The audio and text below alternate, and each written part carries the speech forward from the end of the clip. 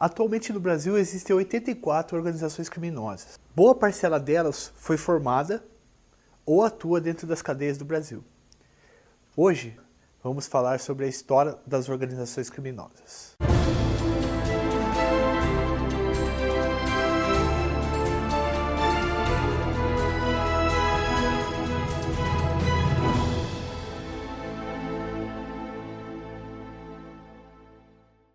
Bom, o nosso recorte será primeiramente sobre a história do Comando Vermelho, que é a organização mais importante, a maior organização criminosa do Rio de Janeiro.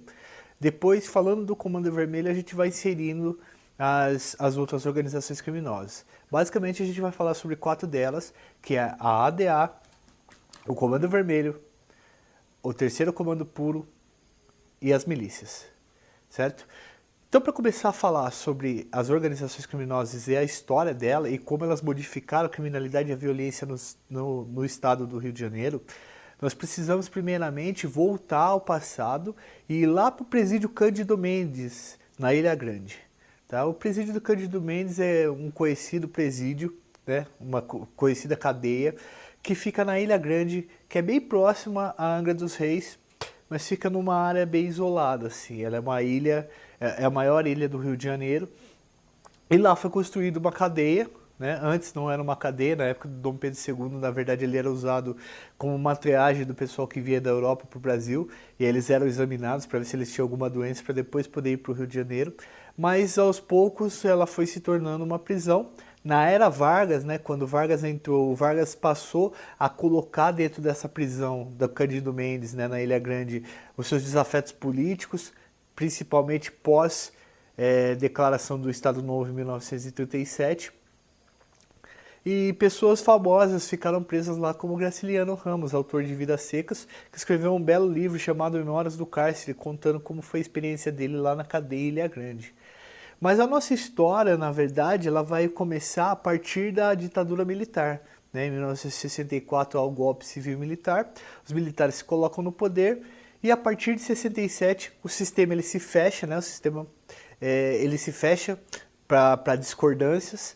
A partir do AI-5, que foi o ato institucional número 5, o governo ele detém o poder de caçar quem é contra ele e quem não concorda com o sistema vigente na época.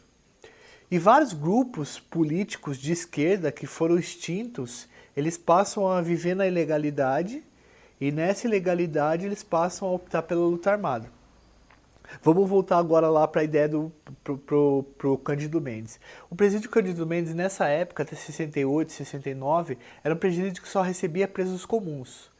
Então eram presos de várias regiões do Rio de Janeiro, a nata da bandidagem carioca, os sujeitos mais perigosos do Rio de Janeiro, eles eram enviados para Ilha Grande para pagar a pena lá e muitas das vezes morrer naquelas masmorras, tanto que a prisão de Ilha Grande tinha o nome de Caldeirão do Diabo.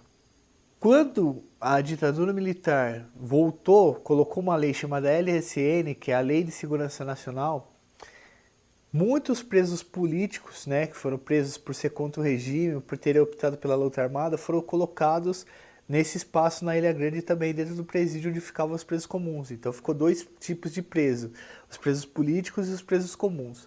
A ideia do regime militar a princípio era que os presos comuns absorvessem os presos políticos. Né? Então você colocava os presos políticos lá, a massa carcerária de preso comum iria ali descaracterizar os caras e a ideia dos caras de querer mudar o regime, de fazer uma revolução, de querer derrubar o governo militar. Só que aconteceu o contrário.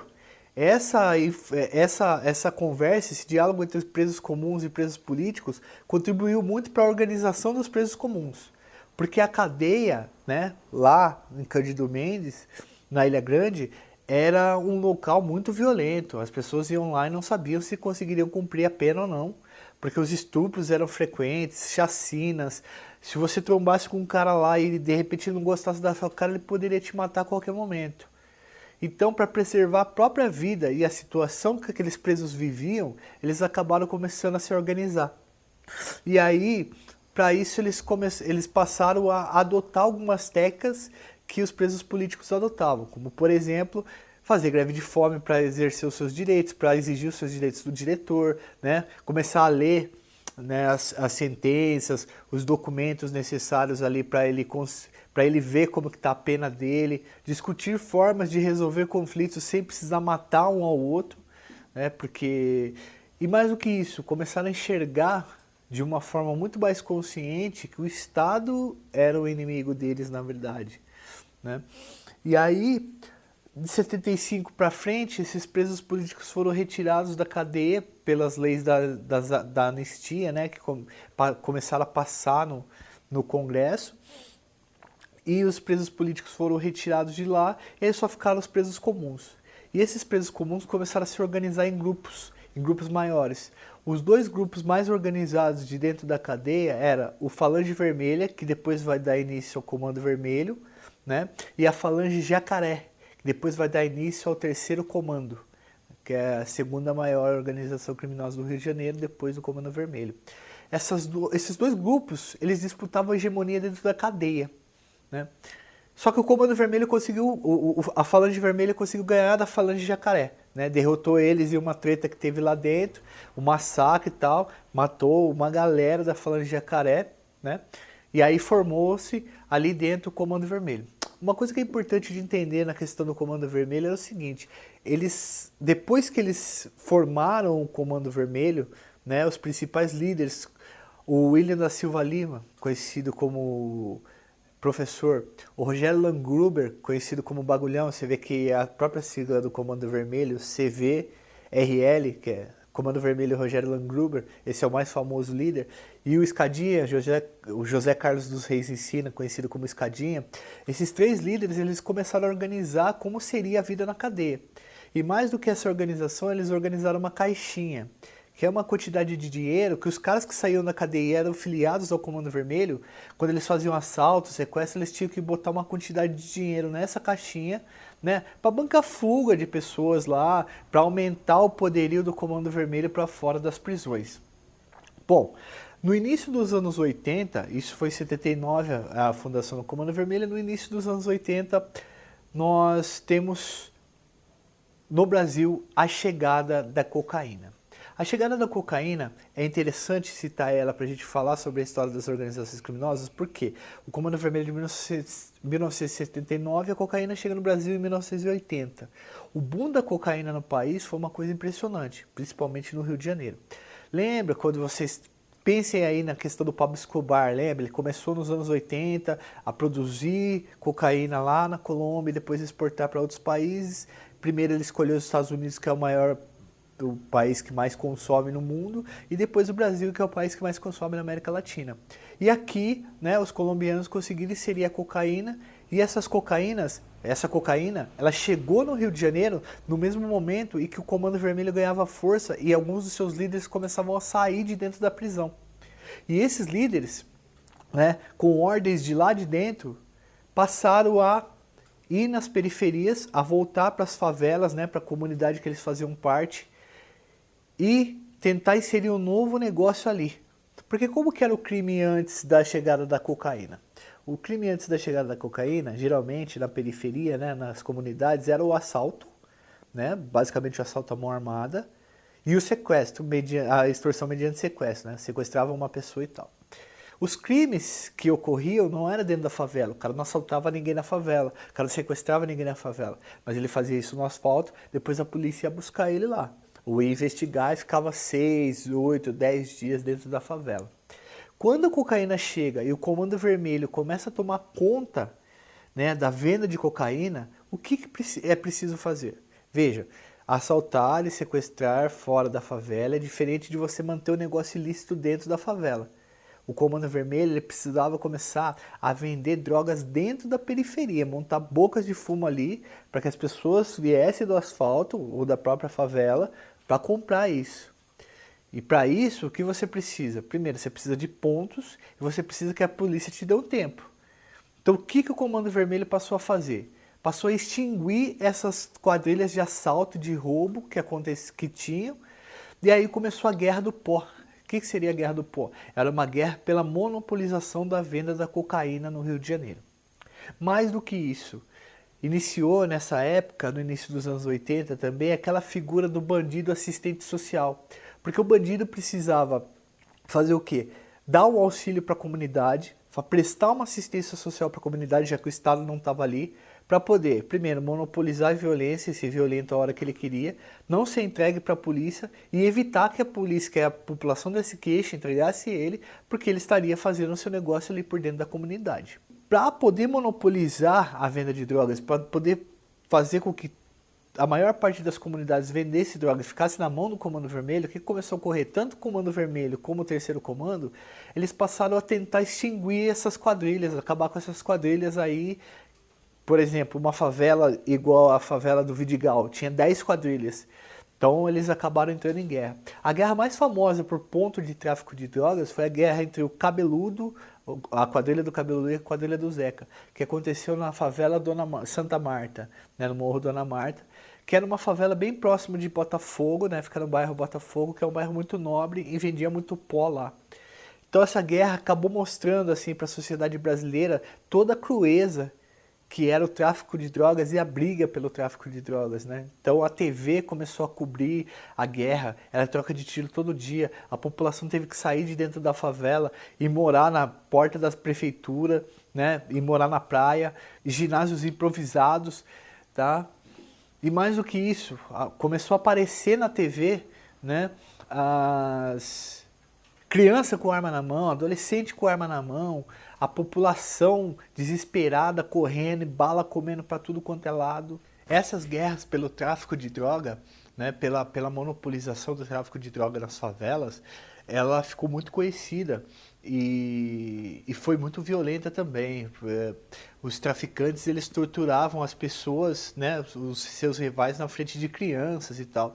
O que pode ter contribuído também para uma próxima geração do Comando Vermelho bem mais violenta, porque os chefes do Comando Vermelho da metade dos anos 90 para frente eram as crianças que estavam envolvidas nessa guerra nos anos 80 e que acabaram vendo toda essa barbaridade.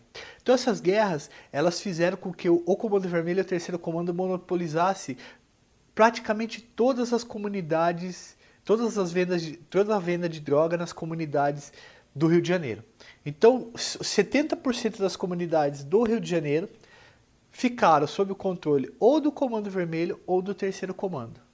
E essas guerras de 85 até 90 foram importantíssimas para que houvesse esse estabelecimento dessas duas facções criminosas como expoentes do crime. E aí as duas facções, elas começam a tomar conta de todas as comunidades e todo mundo acaba devendo satisfação para eles, o Estado não entra mais na favela e a favela começa a virar esse reduto de traficante, onde você precisa pedir permissão para entrar, você precisa pedir permissão para sair. Só que no final dos anos 80, até mais ou menos 1994, quer dizer, até o ano de 1994, o Terceiro Comando, o Comando Vermelho, deram uma trégua.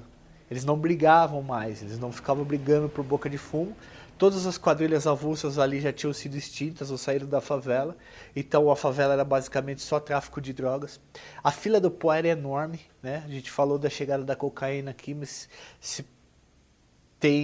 tinha filas enormes assim na porta das favelas, tipo 200, 250 viciados. No início dos anos 90, então, até 94, houve uma trégua entre esses dois comandos, né? Tanto quanto o Comando Vermelho como o Terceiro Comando. Essa trégua, ela só foi quebrada, né? Ela foi quebrada por um cara chamado Uê.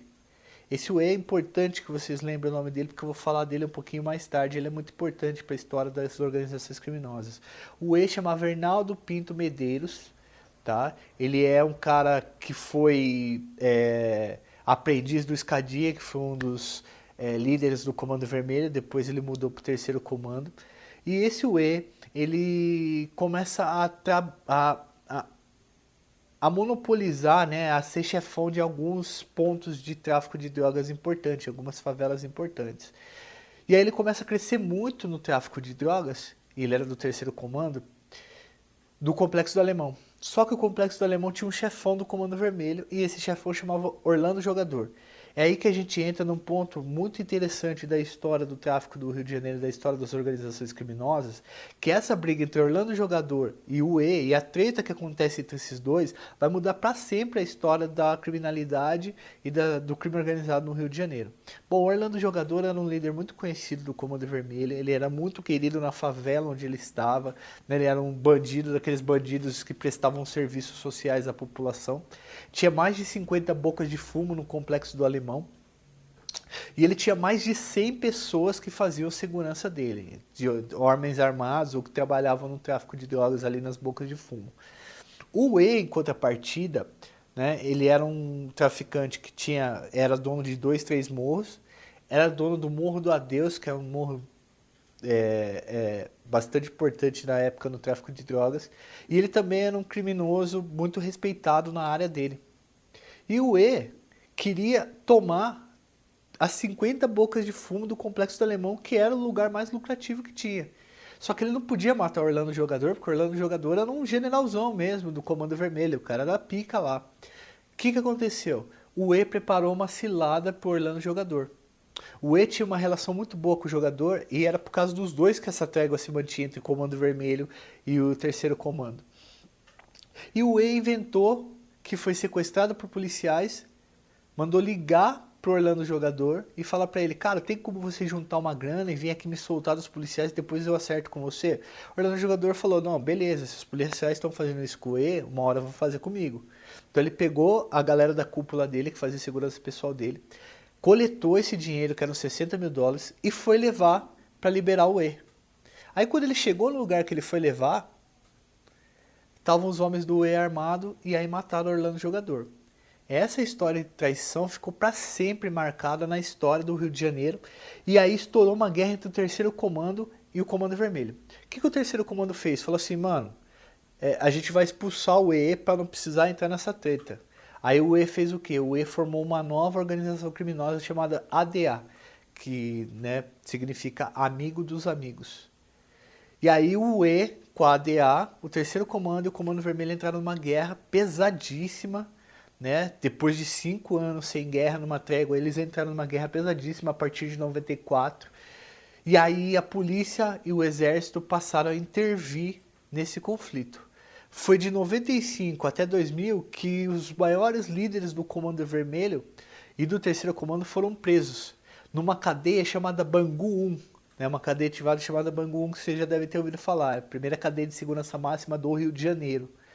Só que Bangu 1, o que a iniciativa pública fez, né, o poder público fez? Ele jogou todo mundo lá, entendeu? ADA, Terceiro Comando e Comando Vermelho, prendeu todo mundo e jogou lá.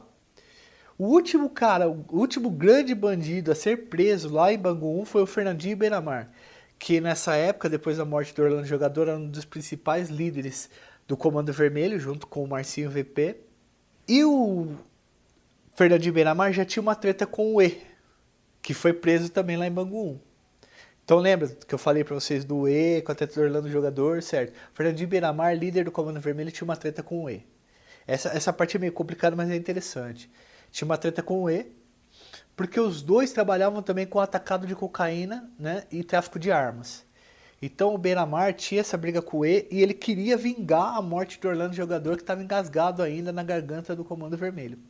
E o pessoal tá lá em Bangu 1 e tal, e aí, segundo a polícia e a justiça, que já condenou inclusive o Fernandinho Beiramar por isso, o Fernandinho Beiramar bolou e executou um plano, né, que ele conseguiu a chave da ala em que o E e a sua turma tava, turma da DA, e ele pegou e meteu fogo em todo mundo, entendeu? Ele foi dedo nervoso, igual dizia a música aí do pessoal, e essa vingança, tanto a morte do Orlando Jogador quanto essa vingança, ficou muito conhecida no Rio de Janeiro, e aí mudou os rumos totalmente, porque o que o Poder Federal fez? Ele interviu, e aí ele começou a transferir os líderes, tanto do Comando Vermelho quanto do Terceiro Comando, para prisões federais. Hoje o Fernandinho Beiramar e o Marcinho VP, por exemplo, estão em prisões federais fora do Rio de Janeiro, porque eles ainda comandam, segundo a polícia, o tráfico de droga nas favelas cariocas.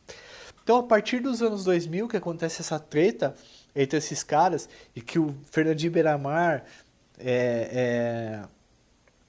ele vinga o Orlando Jogador, e aí a transferência desses líderes que estavam em Bangu para cadeias federais, fez com que enfraquecesse o Comando Vermelho e o Terceiro Comando dentro das favelas. E aí o que começou a acontecer? Olha que interessante que é a história do Rio de Janeiro das organizações criminosas.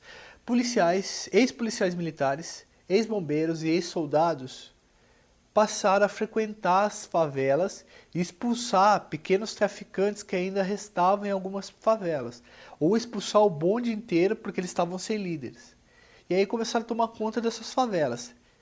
Esses ex-bombeiros, ex-policiais e ex-soldados, eles são chamados de milícia.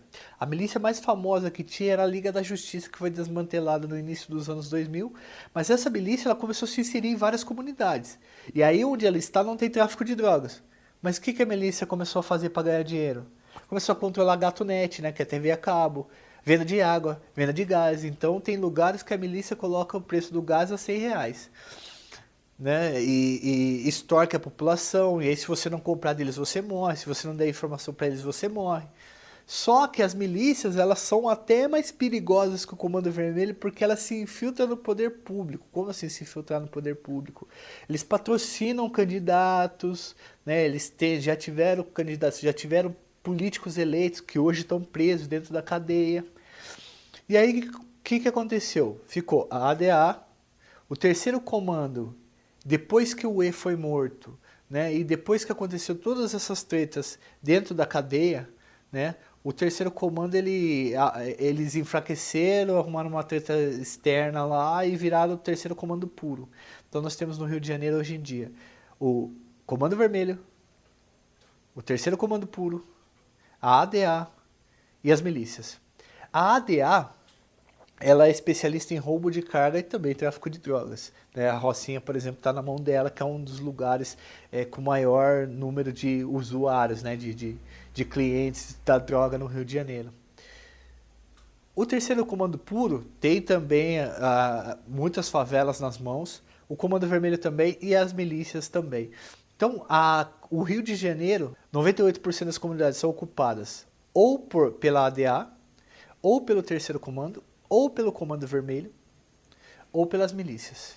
As organizações criminosas do Rio de Janeiro não fazem parte apenas da história do Rio de Janeiro e etc., mas eles fazem parte da economia do Rio de Janeiro. Tá? Eles são uma série de organizações, uma série de pessoas que têm comando dentro da favela, que podem conseguir votos, tá? Que tem poder lá dentro, tem poder de decisão, tem poder de influência no governo do Rio de Janeiro. E é bem difícil acabar com elas, é preciso de um trabalho de inteligência, né? Um trabalho gradual, lento, de entrar com o Estado nessas favelas para substituir essas organizações, né? Desmantelar essas quadrilhas, e tudo isso se faz com inteligência policial. Eu espero que vocês tenham gostado aí, vamos nessa.